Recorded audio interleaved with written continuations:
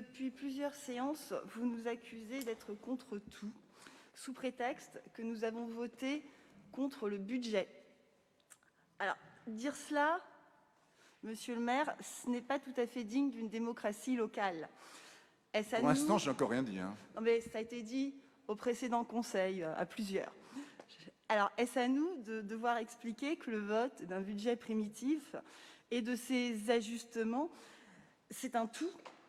Si nous sommes en désaccord avec vos priorités budgétaires, nous ne pouvons pas disséquer notre vote selon les différents points du budget. Nous sommes contraints de le rejeter globalement. Vous le savez tous ici, le vote du budget est un vote éminemment politique. Il est l'expression des orientations et puis des choix de gestion d'une municipalité. Le budget, ce n'est pas seulement des millions d'euros en recettes, en dépenses, ce n'est pas simplement un exercice financier, c'est bien plus que cela.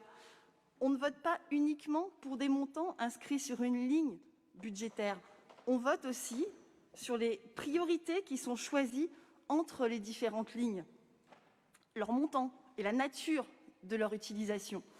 Avec un même montant, les choix peuvent être différents, que ce soit pour la gestion du personnel communal, la politique culturelle, la solidarité, le logement, la transition, les mobilités, l'accès au sport.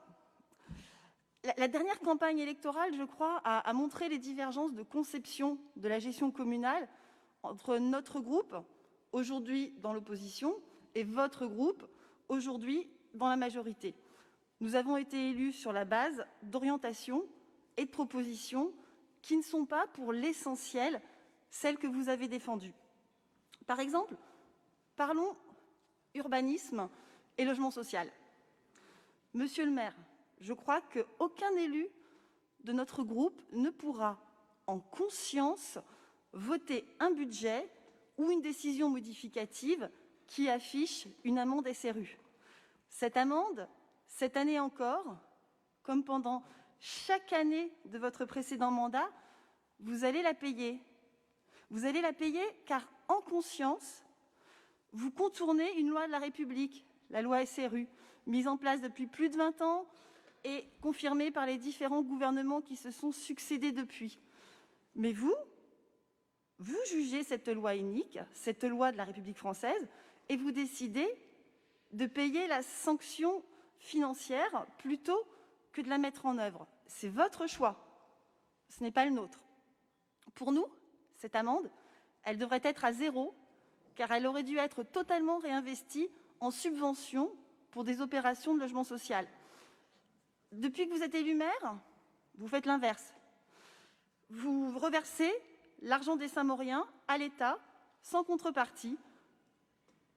Depuis 2014, alors que de nombreux Saint-Mauriens avaient des difficultés à payer leur taxe d'habitation, de votre côté, vous avez payé 30 millions d'euros d'amende SRU. Ces 30 millions ont été perdus pour la ville de Saint-Maur, dans un seul but, le but de satisfaire votre propre projet politique, le renoncement à la mise en œuvre des contrats de mixité sociale sur lesquels vous vous étiez pourtant engagé. Et oui, les 7 millions d'euros d'amende SRU à payer à l'État qui figurent dans cette décision modificative sont le résultat de votre politique d'évitement du logement social. Comment pouvez-vous imaginer que nous validerions par notre vote ce manque de volonté politique? Parlons aussi de transition écologique. Ces dernières semaines, lors de la COP26, les scientifiques parlaient d'urgence à agir.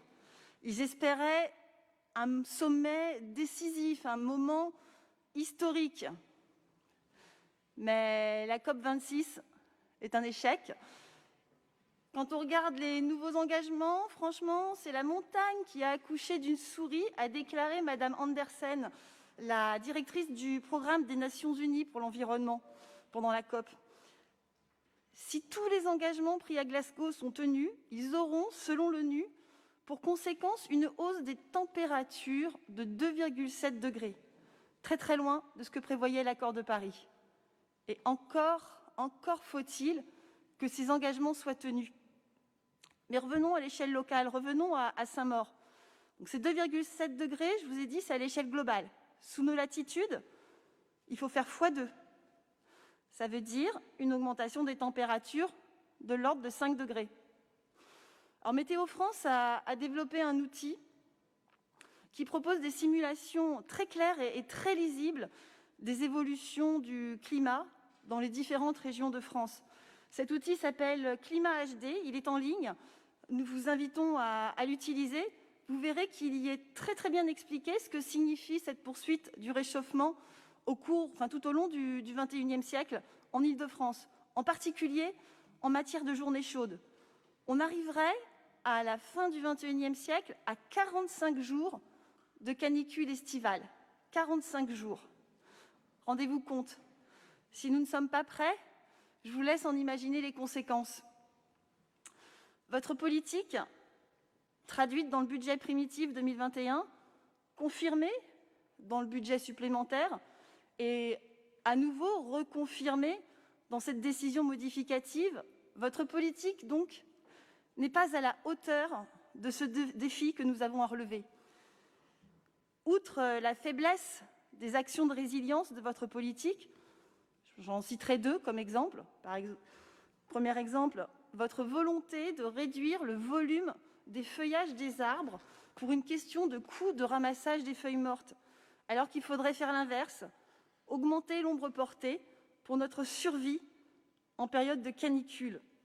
La place de l'arbre en ville doit vraiment être considérée au regard des services qu'il nous rend et qu'il nous rendra encore plus demain. Mon deuxième exemple, je prendrai votre obsession récurrente que nous avons maintes fois dénoncée ici, visant à faire disparaître à la moindre occasion les trottoirs enherbés de Saint-Maur et à les remplacer par un revêtement stabilisé qui ne laisse plus aucune place à la biodiversité. Ça a été récemment le cas, avenue de Beauce et avenue Mailleux. Donc, en plus de la faiblesse des actions de résilience de votre politique, vous n'investissez pas ou si peu dans la lutte contre le réchauffement climatique. La plupart des bâtiments communaux sont toujours des passoires thermiques surchauffées ou glaciales avec des sources d'énergie fossiles. Ce ne sont pas simplement les changements d'huisserie des établissements scolaires qui feront la différence. Vous nous avez soumis cette année l'objectif de performance énergétique de l'éclairage public. Sa mise en œuvre va s'étaler sur 10 ans. Nous l'avons déjà dit ici, c'est bien trop long. Car pour répondre aux enjeux climatiques, c'est dès maintenant qu'il faut agir. Dans 10 ans, ce sera trop tard, vu l'inertie de l'effet des émissions cumulées des gaz à effet de serre. Vous auriez pu utiliser les emprunts que vous aviez inscrits au budget primitif, mais non, vous préférez y renoncer comme un gage de votre vertu et de votre prudence. Oui, mais tout cela fait une politique du passé, une politique du XXe siècle, sans vision des défis auxquels sont confrontés notre planète et notre humanité. Nous sommes pourtant en 2021, nous sommes au XXIe siècle, la COP26 vient de s'achever. Pour faire face à toutes les conséquences du dérèglement climatique, l'enjeu n'est pas l'obsession de la dette financière. L'enjeu, c'est l'obsession de la dette climatique. C'est maintenant qu'il faut renégocier notre portefeuille d'emprunt, comme le rappelait mon collègue M. Fernandez. C'est maintenant qu'il faut emprunter pour investir dans des actions de réduction des émissions et préparer notre résilience. C'est maintenant que cela coûtera le moins cher au profit des générations futures. Vous pourrez toujours dire aux générations futures que vous saviez, mais que vous aviez préféré mener une politique d'austérité prudente plutôt qu'une politique résiliente. C'est votre choix, ce n'est pas notre choix. Aussi, pour l'ensemble de ces raisons, assumons notre responsabilité d'élus d'opposition et respectons le choix de nos électeurs. Nous voterons contre cette décision modificative que vous nous présentez aujourd'hui. Je vous remercie.